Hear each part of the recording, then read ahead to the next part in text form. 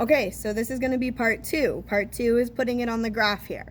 I'm still on page 266. I'm still doing problem 7.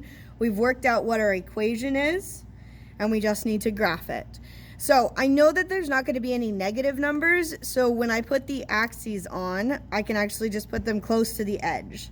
So this will be the y-axis, and as you recall, that's what pine is, and this one's going to be the x-axis.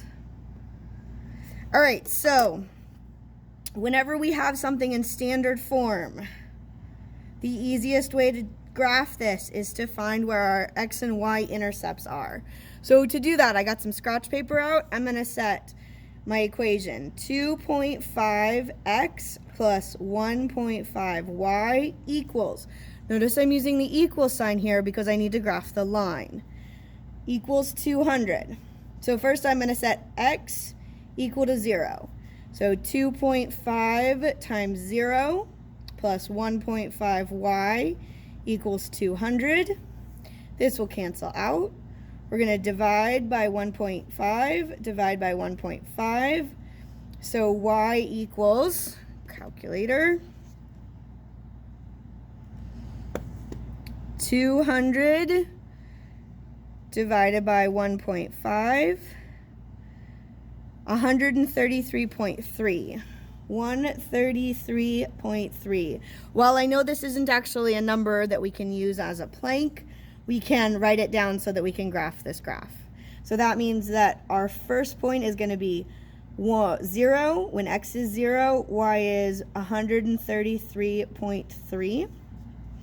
Let's graph when y equals 0. When y equals 0, so then we have 2.5x plus 1.5 times 0 equals 200.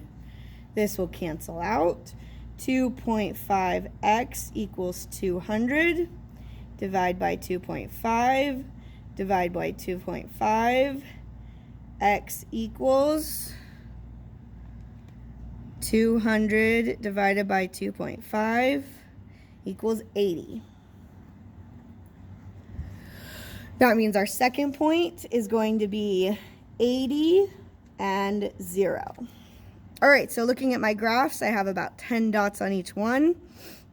We need to get up to 200, or excuse me, we need to get up, the highest point on the y-axis is going to be 133. The highest point on the x-axis is going to be 80. So I can do this one by tens, 10, 20, 30. I'm going to start skipping. 50, 70, 90, and 100. On this one, I'm going to go ahead and do these by, let's do them by 20s.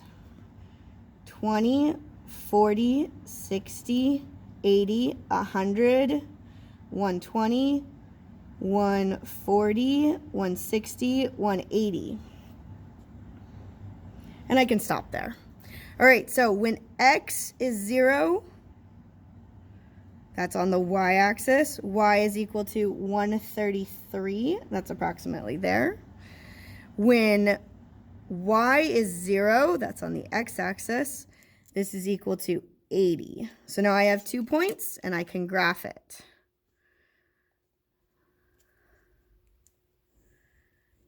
All right, the last thing that we're going to do is we're going to use a test point.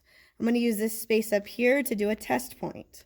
My favorite test point is the origin. So that is when you buy 0 and 0 of each. So we're going to put that in. So 2.5 times 0 plus 1.5 times 0 is less than or equal to 200. 0 is less than or equal to 200. This is true. So we are going to shade this side. And that is your graph. So anything along that point, notice it's a solid graph because in our equation we said it could be equal to that. Or anything in the shaded area would be an answer or a solution.